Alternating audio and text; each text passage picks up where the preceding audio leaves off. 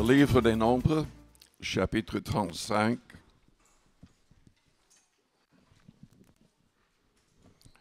Je vais lire à partir du verset 22.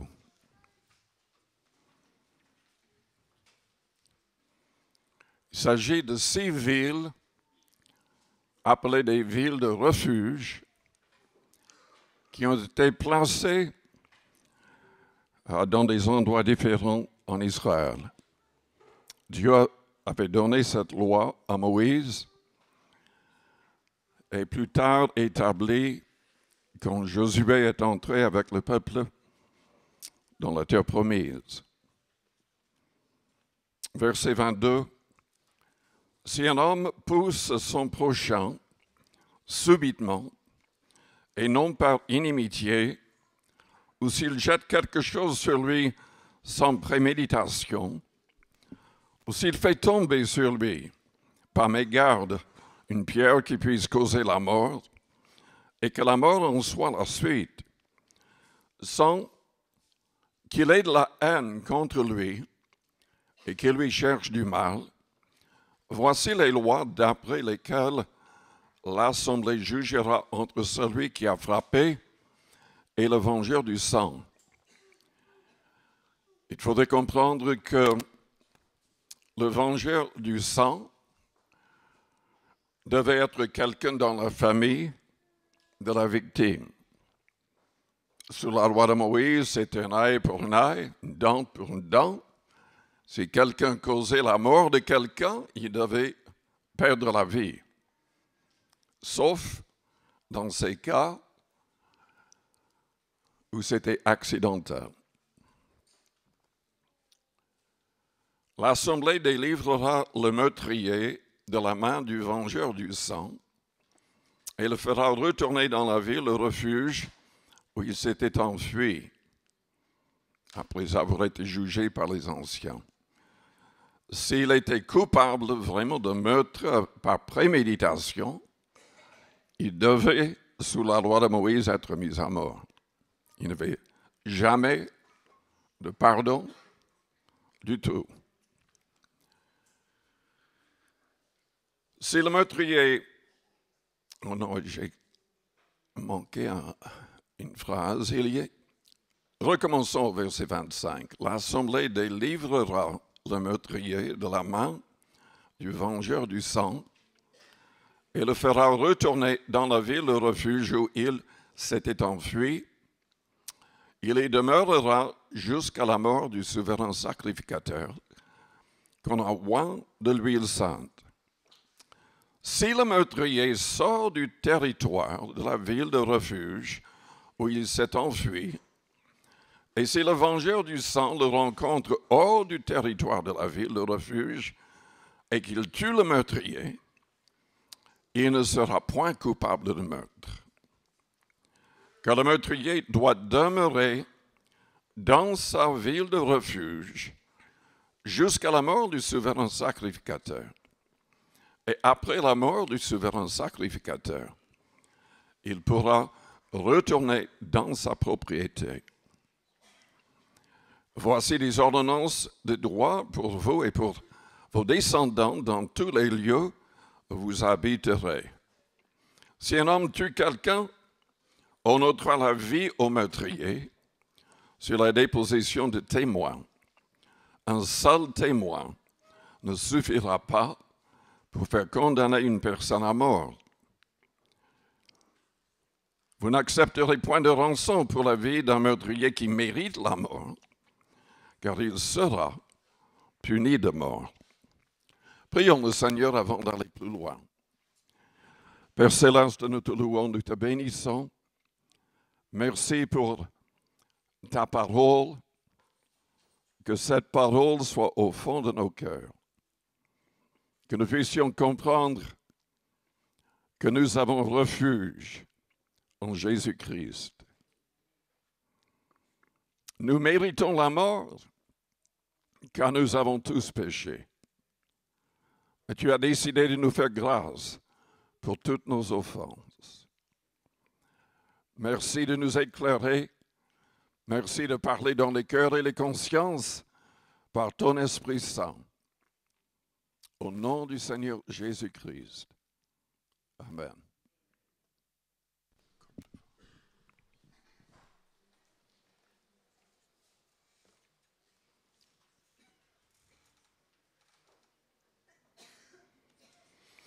Cette histoire me pousse à penser à Jésus-Christ, qui est notre refuge. Si quelqu'un avait tué un autre sans préméditation, je vous pose une question. Est-ce que vous vous êtes jamais bagarré avec quelqu'un? Combien de personnes? Ah, je vois quelqu'un. Non, plus haut. Je veux voir les mains. Ah, je vois même les mains des femmes, oui.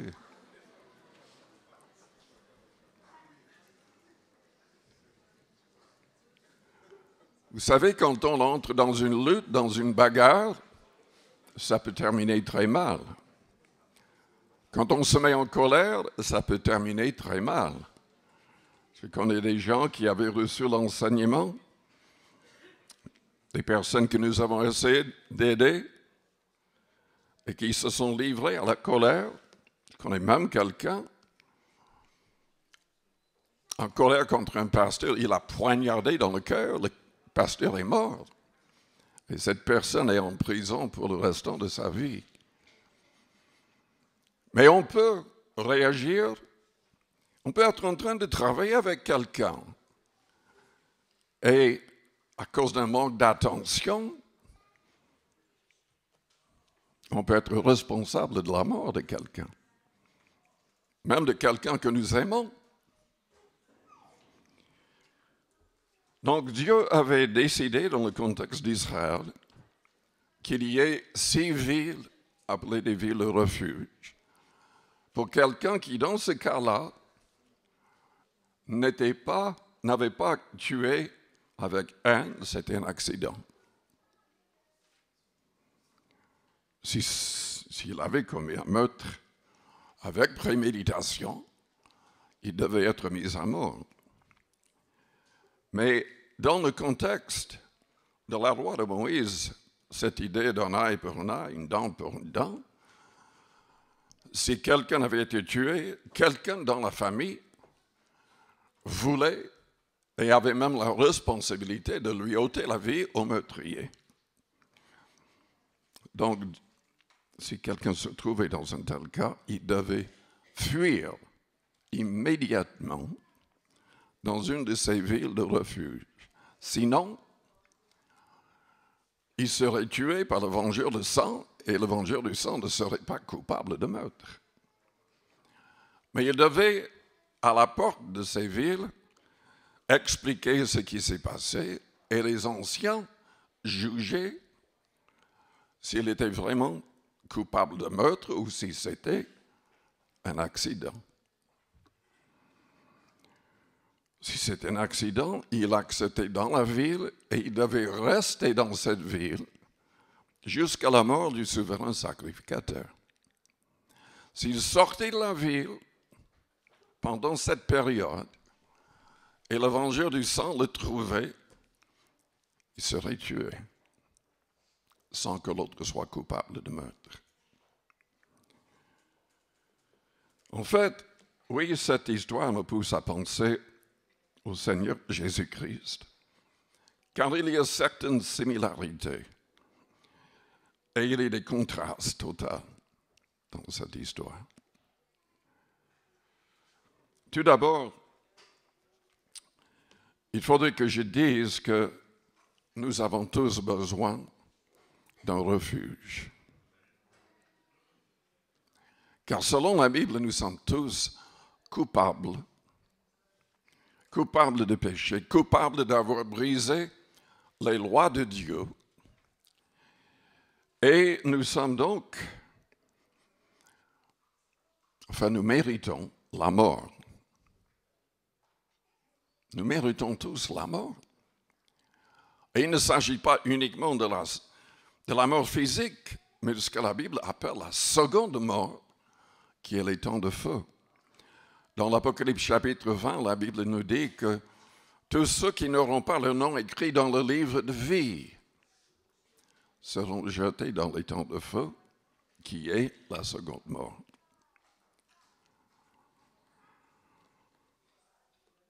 Heureusement, nous avons Jésus-Christ, qui est notre refuge. Le problème, c'est que les gens du monde ne comprennent pas ou ne croient pas.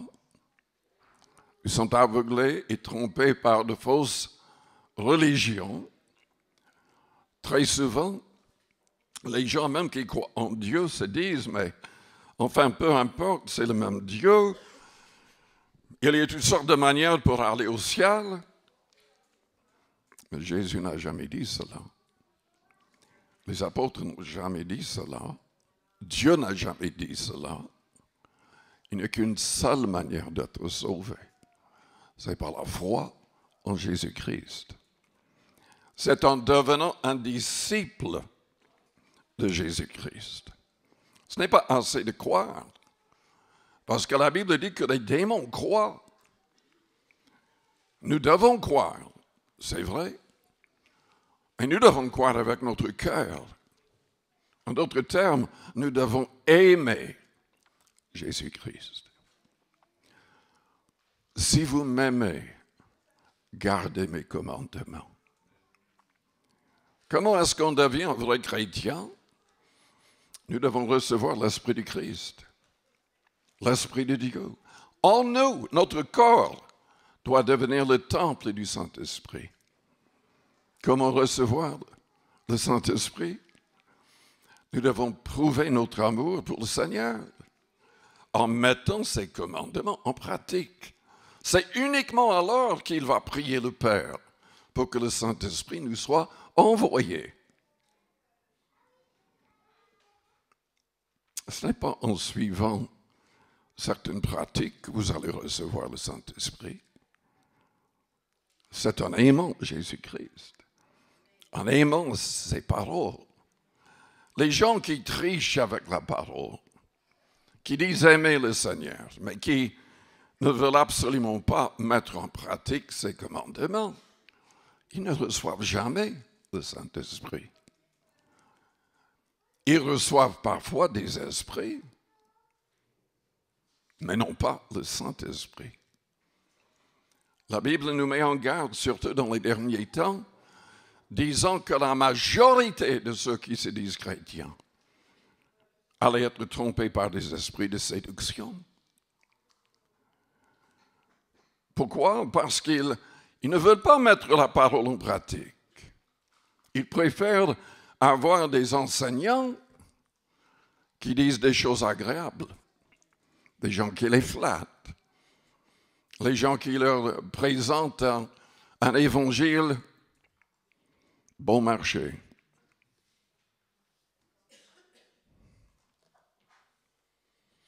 Jésus-Christ, déjà, est le seul sauveur. Et il faudrait comprendre, parce que nous avons lu un passage qui vient de la loi de Moïse. Nous ne sommes pas sous la loi de Moïse. Nous sommes sous la loi du Christ. Il est vrai que tout n'a pas été changé de la loi de Moïse. Jésus-Christ et ses apôtres ont mis leur approbation sur toutes sortes de principes qui viennent directement de la loi de Moïse. Mais il faudrait examiner en détail ce que les apôtres ont dit. Sinon, vous allez être éloignés de la vérité qui est en Christ. Il y a beaucoup de gens qui se laissent avoir avec l'histoire de samedi. Enfin, est-ce qu'il faut se réunir le samedi ou le dimanche pour les réunions? En fait, on peut se réunir tous les jours de la semaine, et même plusieurs fois. Mais les gens qui disent, mais enfin, vous irez en enfer si vous ne gardez pas le sabbat le samedi, ils sont totalement dans l'erreur. selon Colossiens chapitre 2. Nous ne sommes plus sous la loi concernant les sabbats, les fêtes juives, les aliments, etc. Quand Jésus-Christ est mort sur la croix, il a anéanti tout cela. Et c'est souligné aussi dans Acte 15 et dans d'autres passages. Mais il y a plein d'autres choses de la loi qui n'ont pas changé.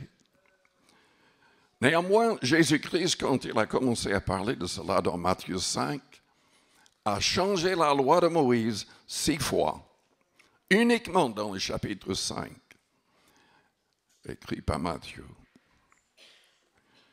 Dans l'Épître aux Hébreux, au chapitre 7,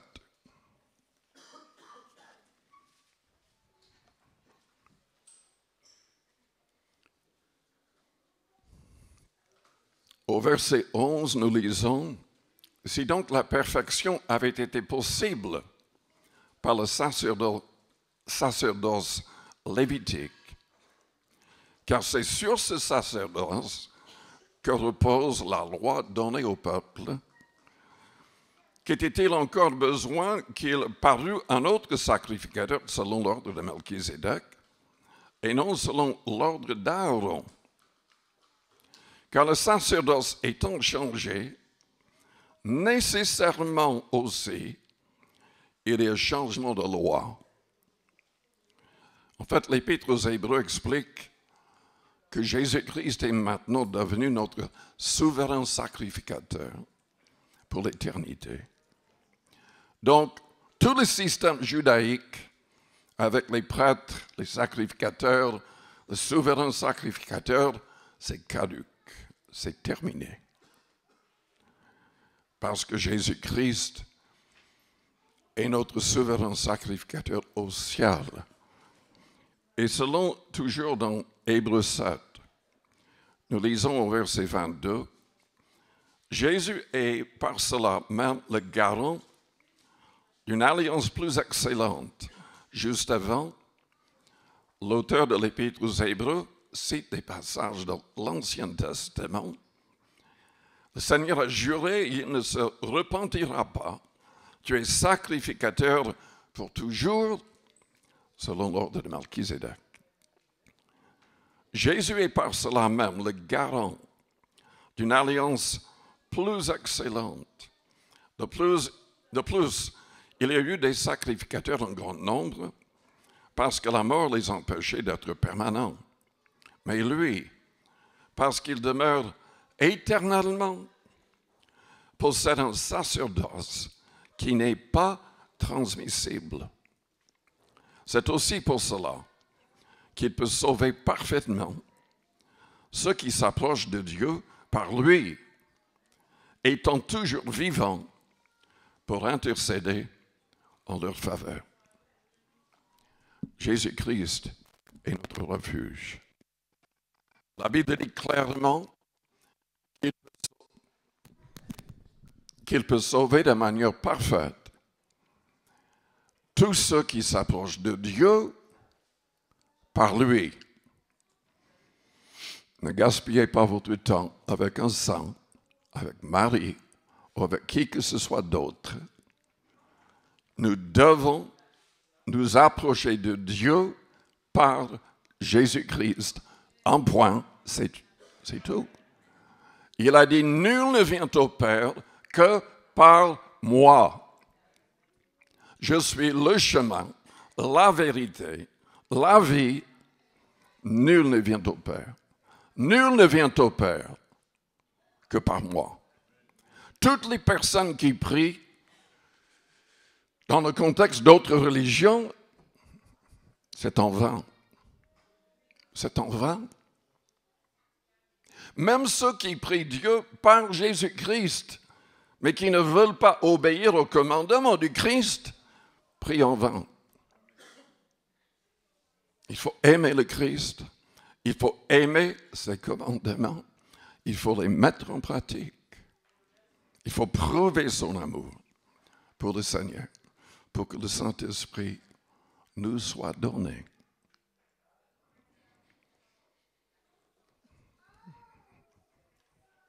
Mes amis, quand il s'agissait des civils de refuge, quand la personne se rendait compte de son état, du danger, il s'enfuyait immédiatement dans une ville de refuge pour ne pas être tué. Quand nous comprenons, quand un homme comprend la vérité qui est en Jésus-Christ, cette personne doit aller vers le Christ immédiatement. Il doit se repentir, il doit mettre sa vie en règle, il doit mettre les commandements en pratique. Sinon, s'il meurt, il ira en enfer. Vous savez, depuis que je suis dans le ministère, j'ai vu énormément de choses, des choses qui m'ont réjoui, d'autres choses qui m'ont attristé, qui m'ont poussé à être dans des agonies. Oui, j'ai eu l'occasion de prêcher, de donner des avertissements de la Bible, disant, par exemple, mais c'est peut-être votre dernier, c'est la dernière fois que vous allez entendre le message de l'Évangile. Mettez votre vie en règle. Aujourd'hui, maintenant, n'attendez pas. Et la Bible dit la même chose. Et j'ai vu ces personnes, sans doute ils se disaient, non, mais j'ai le temps, je suis jeune, etc., etc. Quittent l'Église, ils sont tués dans un accident de voiture. D'autres assassinés. J'ai vu 2 personnes assassinées. On ne sait même pas qui étaient les meurtriers. Il faut se mettre en règle. Quand nous comprenons, c'est notre responsabilité de réagir dans ces histoires de ces villes. Si les gens ne réagissaient pas tout de suite, ils trouveraient la mort. Jésus est notre seul refuge, comme je l'ai déjà dit. Et nous sommes tous coupables devant Dieu et dignes de mort, dignes de l'enfer. Nous n'avons qu'à lire Romains chapitre 1er pour le constater. Vous savez que dès notre jeunesse, on pêche. Les gens ne se rendent même pas compte combien Dieu déteste le péché et même ce que c'est le péché. Mais quand on lit Romains chapitre 1er, nous nous rendons compte. Et aujourd'hui, les gens ne veulent pas accepter l'idée que telle et telle chose est péché. Ils préfèrent dire, mais enfin, on est né avec ceci, on est né avec cela. Ce sont des minorités. Dieu comprend. Et oui, les églises sont entraînées dans de telles folies, acceptant des choses que Dieu appelle abomination. Mais il y a d'autres choses. Déjà dans l'Épître aux Romains, il parle du problème de l'homosexualité et du lesbianisme. Mais après, il dit ceci, qui vise tout le monde. Au verset 28, comme ils ne se sont pas souciés de connaître Dieu, Dieu les a livrés à leur sens réprouvé pour commettre des choses indignes, étant remplis de toute espèce d'injustice, de méchanceté, de cupidité, l'amour de l'argent qui pousse à écraser les autres, de malice, plein d'envie, de meurtre, de querelle, de ruse, de malignité, rapporteur, médisant, impie, arrogant, hautain, fanfaron, ingénieux au mal, rebelles à leurs parents, dépourvus d'intelligence, de loyauté, d'affection naturelle, de miséricorde. Et bien qu'ils connaissent le jugement de Dieu, déclarant dignes de mort ceux qui commettent de telles choses. Non seulement ils les font, mais ils approuvent ceux qui les font. Si vous passez beaucoup de temps devant la télé, vous êtes entraîné à croire que ces choses ne sont pas importantes. Vous êtes même poussé à faire pas mal de ces choses. Et les gens qui sont élevés, glorifiés à la télé, sont fiers de faire ces choses. Et Dieu dit que nous méritons la mort si nous commettons ces choses. Et dans Romains chapitre 3, au verset 10, nous lisons ce que Dieu dit, il n'y a point de juste, pas même un seul. Et au verset 23, tous sont péchés et sont privés de la gloire de Dieu. Mais heureusement, nous avons le verset 24 qui dit, et ils sont gratuitement justifiés par sa grâce, par le moyen de la rédemption qui est en Jésus-Christ.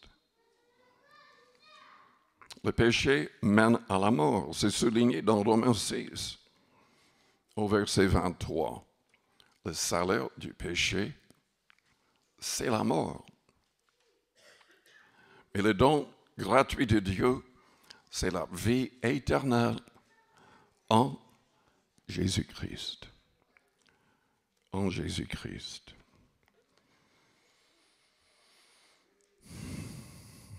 Dieu a prouvé son amour envers nous. Il a envoyé son Fils. Jésus-Christ a accepté de mourir pour nous des pécheurs.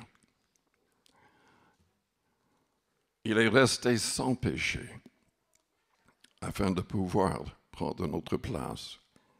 Il fallait un homme innocent acceptant la mort pour des coupables.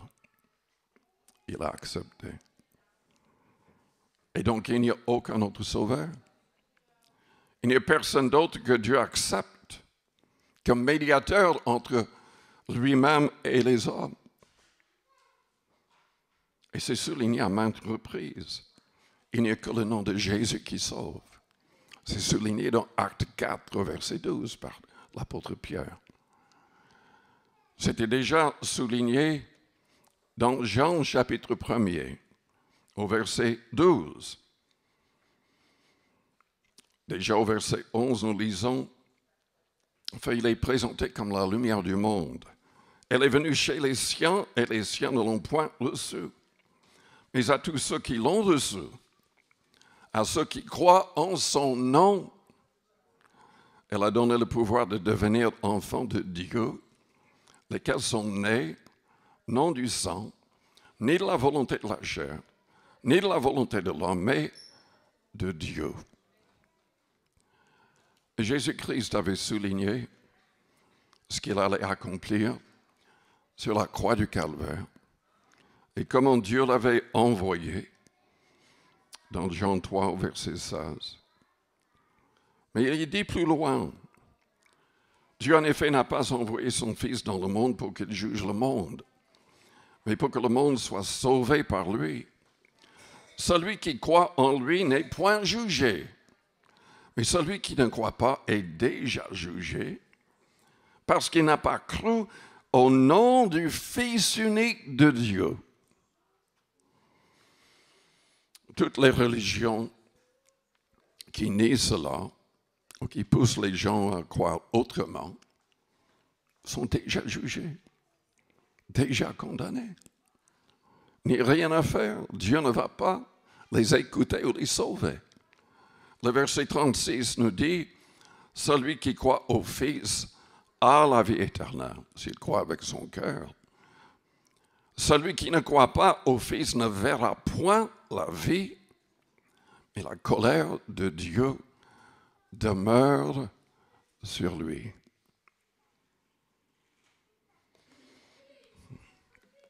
Quand il s'agit de ces civils, nous remarquons plusieurs choses. Tout d'abord, elles étaient placées là où les gens pouvaient avoir le temps de s'enfuir, facilement accessible. Vous savez, le message de l'Évangile, comprendre le message de l'Évangile, c'est facile. Il y a beaucoup de gens qui rejettent le message parce que pour eux, c'est trop facile. Ils veulent quelque chose de complexe. Il y a des gens qui n'aiment même pas l'idée qu'il faut simplement croire et mettre toute sa confiance en Christ. Mais la Bible déclare que nous ne pouvons pas atteindre le ciel par nos propres œuvres. Vous pouvez donner votre vie pour sauver quelqu'un. Vous irez quand même en enfer, parce que vous êtes pécheurs comme tous. Et même nos péchés passés nous condamnent. Il fallait que la justice divine soit satisfaite. Le jugement a déjà été prononcé. Si on pêche, on mourra. Et tous les hommes ont péché. Facilement accessible. Est-ce que c'est difficile de se convertir? Jésus-Christ a dit ceci dans Matthieu 11, au verset 28. « Venez à moi. » Dans la prière, par la foi, on peut venir au Christ. « Venez à moi, vous tous qui êtes fatigués et chargés, et je vous donnerai du repos. Prenez mon joug sur vous et recevez mes instructions. » C'est-à-dire ses commandements. « Car je suis doux et humble de cœur, et vous trouverez du repos pour vos âmes. Car mon joug est doux et mon fardeau léger. » Du repos pour vos âmes. Oui, le Seigneur nous donne l'assurance de notre salut. Vous savez que le monde est rempli de gens qui sont tourmentés. C'est disant, mais est-ce que j'irai au ciel? Je n'ai que 3 semaines à vivre, est-ce que je serai sauvé? Il faut aller vers le Christ. Non pas 3 semaines avant de mourir, mais tout de suite, quand nous comprenons. Il a dit dans Jean 6, au verset 37, « Je ne mettrai point dehors celui qui vient à moi. » C'est un passage merveilleux. Et Pierre a écrit dans 2 Pierre chapitre 3 que Dieu, il veut sauver tous les hommes. Il use de patience envers nous, nous voulons qu'aucun périsse, mais que tous arrivent à la repentance. Mais la repentance est indispensable.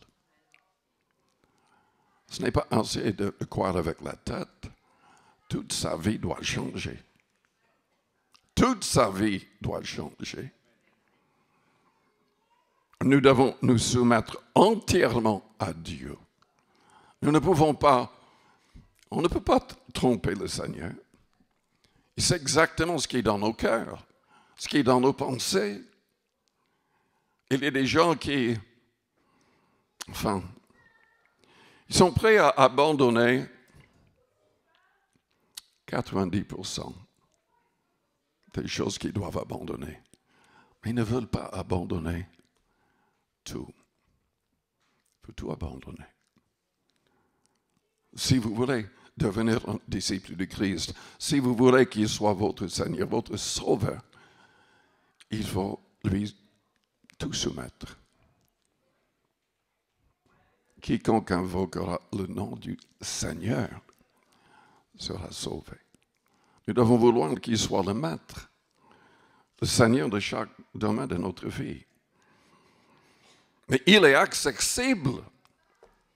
Vous savez que même quand il était sur la croix, un meurtrier, sans doute il était meurtrier parce qu'il a dit, quand il parlait à l'autre brigand sur l'autre croix, Il a dit, mais nous mourrons justement pour nos crimes.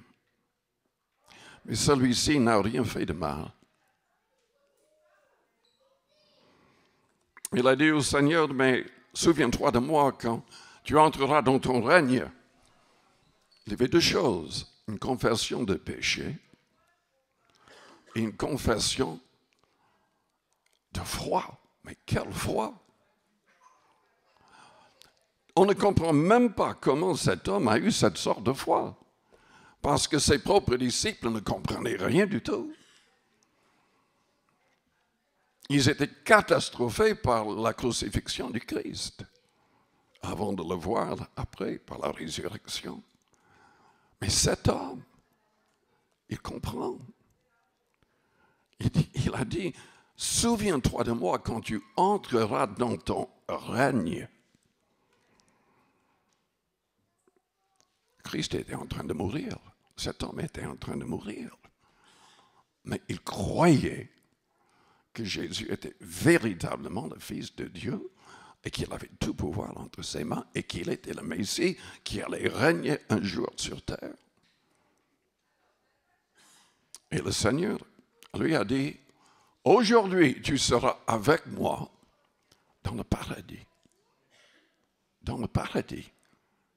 Cet homme a été sauvé tout simplement parce qu'il a mis sa confiance en Christ. Allez vers le Christ. C'est lui qui sauve et personne d'autre.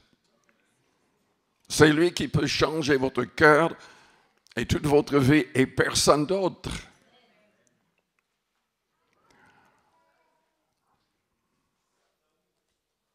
Facilement accessible. Ouvert à tous. Oui, la Bible dit que les 6 villes de refuge étaient ouvertes non pas uniquement pour les Juifs, mais pour les étrangers aussi qui avaient commis un meurtre sans préméditation par accident. Le message de l'Évangile est ouvert pour les Juifs et les non-Juifs. Pendant longtemps, les disciples eux-mêmes ne comprenaient pas. Il fallait que des non-juifs soient baptisés du Saint-Esprit avec le signe de parler miraculeusement en d'autres langues, pour que Pierre et ensuite les autres apôtres comprennent que Dieu voulait sauver toutes les nations, tout le monde qui placerait leur confiance en Christ, sans passer par le judaïsme.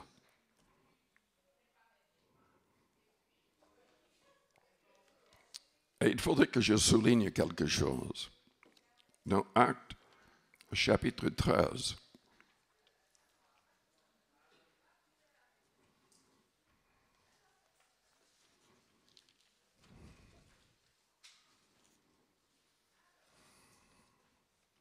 au verset 37,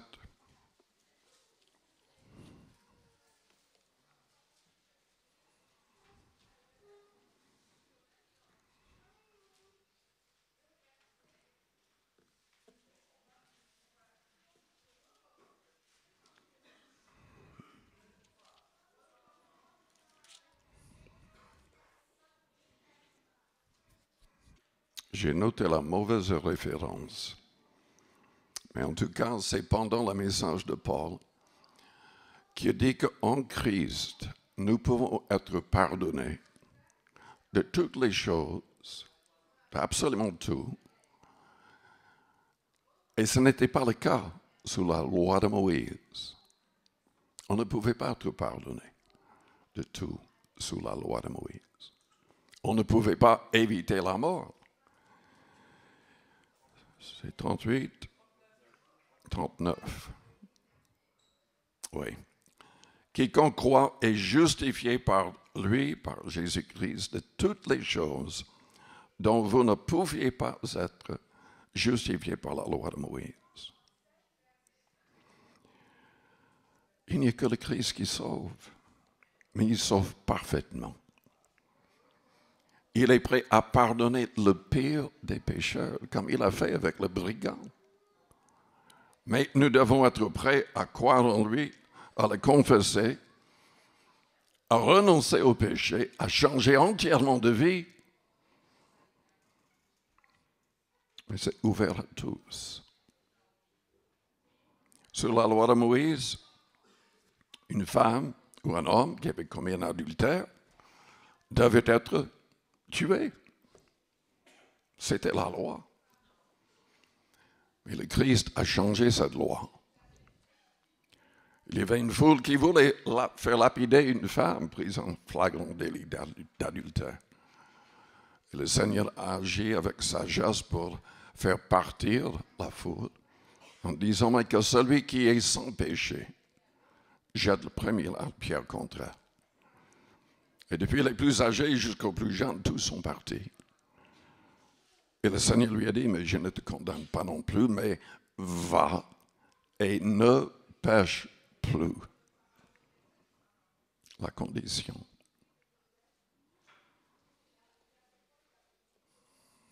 Il y a un contraste quand même avec les civils de refuge. Même toute l'idée d'un vengeur de sang, c'est plus possible en Christ. C'est plus possible. Selon Romains chapitre 12 et d'autres passages, nous n'avons pas le droit de nous venger de qui que ce soit, de quoi que ce soit. Nous devons être prêts à pardonner. Si quelqu'un a vraiment fait quelque chose de terrible, c'est quand même Dieu qui va agir. Dieu dit à moi la vengeance. Nous devons accepter de prier pour nos ennemis, de prier pour tous, de pardonner, d'être prêt à pardonner. C'est Dieu qui va agir si la personne ne se repent pas.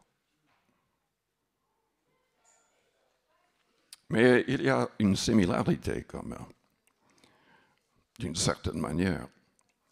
La personne qui était coupable de meurtre par accident devait rester dans la ville jusqu'à la mort du souverain sacrificateur. Notre souverain sacrificateur est déjà mort pour nous. Et il ne va plus jamais mourir. Il est vivant pour l'éternité. Donc, nous devons rester en Christ à jamais. Et son esprit en nous à jamais. Nous n'avons pas le droit de quitter le troupeau du bon berger qui est le Seigneur. Sinon, il y aura un loup. Il y aura le diable qui sera prêt à nous enlever la vie. Et même à nous éloigner du Seigneur complètement spirituellement et de la vie éternelle.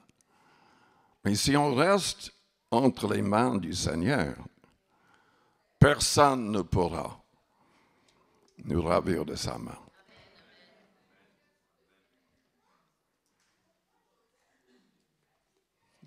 Nous devons rester en Christ.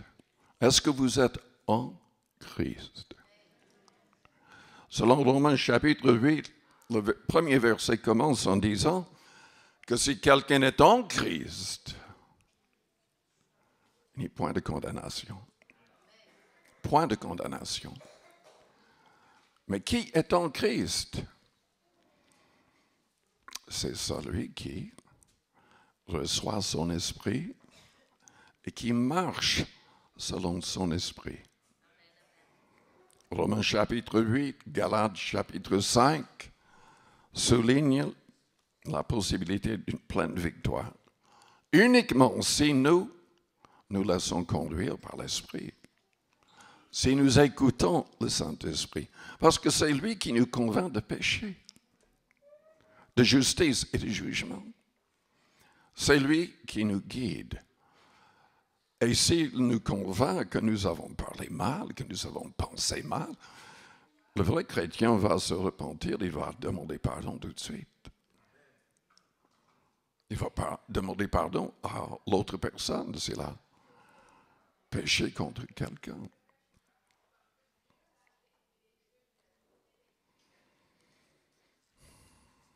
Être en Christ,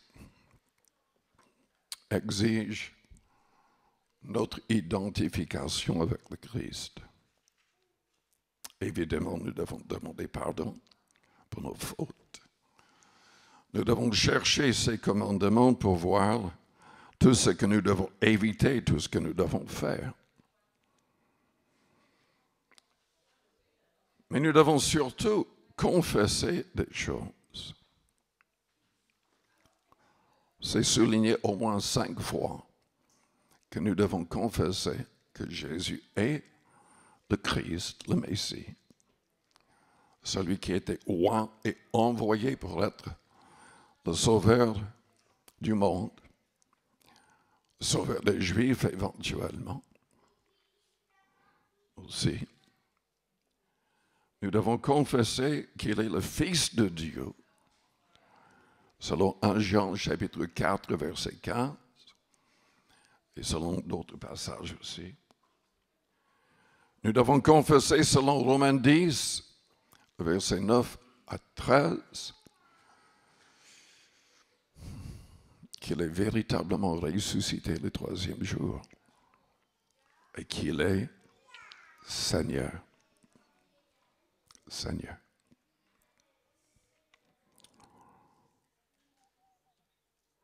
C'est le Seigneur qui a créé le monde.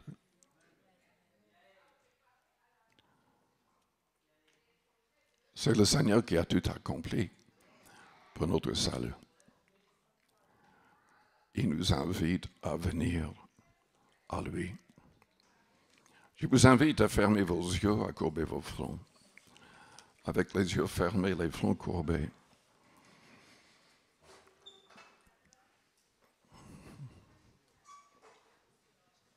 Avez-vous une relation réelle avec le Christ? Je ne peux pas vous sauver. Cette Église ne peut pas vous sauver. Aucune Église ne peut vous sauver. C'est entre vous et le Seigneur Jésus-Christ. C'est lui qui donne la vie. C'est lui qui va juger les vivants et les morts un jour.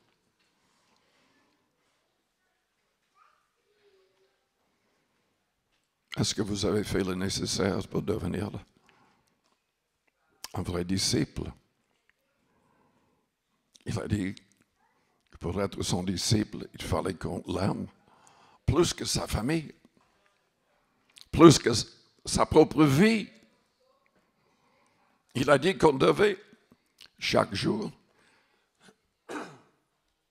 porter sa croix, c'est-à-dire renoncer à ses propres plans, à ses propres ambitions, pour le suivre. Il a envoyé son esprit pour nous conduire. Nous devons être prêts à tout abandonner. Même à donner tous nos biens, s'il est demandé. Est-ce que vous êtes un vrai disciple? Est-ce que vous avez dit au Seigneur, oui Seigneur, je suis prêt à faire tout cela. Je suis prêt à donner ma vie si nécessaire. C'est toi qui as les paroles de la vie éternelle.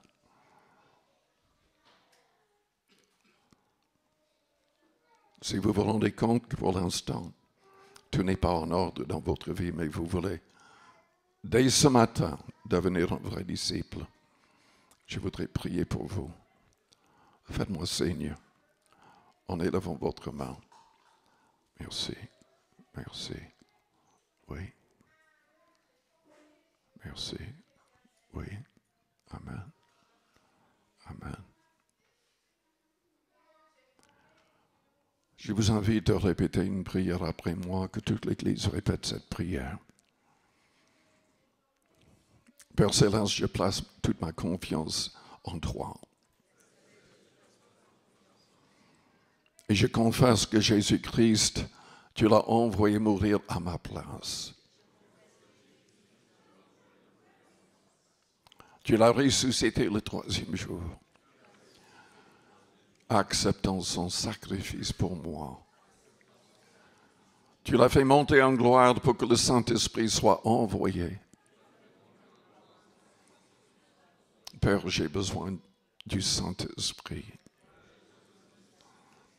Éloigne de moi tout esprit mauvais et impur. Dès aujourd'hui, je veux commencer à mettre tous tes commandements en pratique.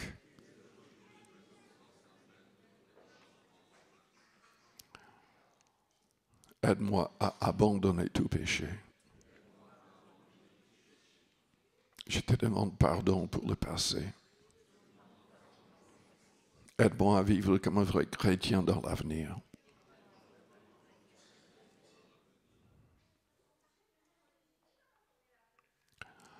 À votre place, priez avec vos propres paroles. Confessez vos fautes. Confessez votre foi en Christ. Demandez qu'il soit véritablement le Seigneur de chaque détail.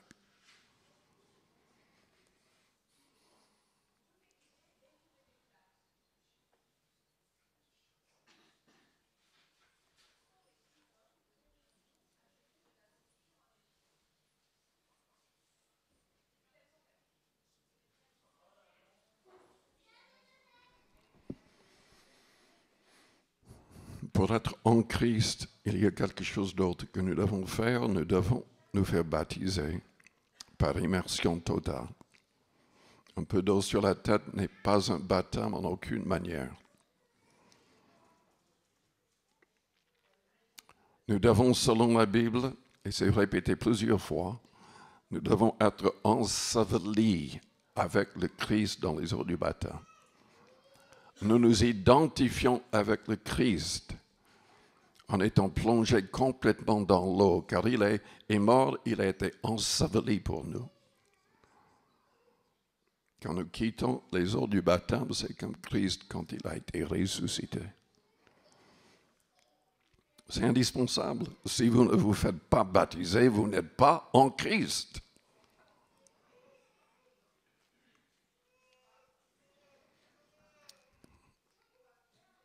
Donc, je vous encourage à suivre les cours de baptême. Tous les dimanches, vers l'entrée.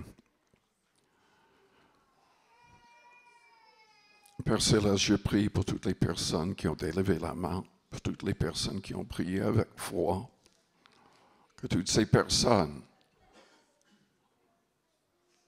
soient des modèles de foi et de pureté. Délivre-les du mal, de toute habitude mauvaise. Aide-les à marcher humblement avec toi, en nouveauté de vie. Au nom du Seigneur Jésus. Amen.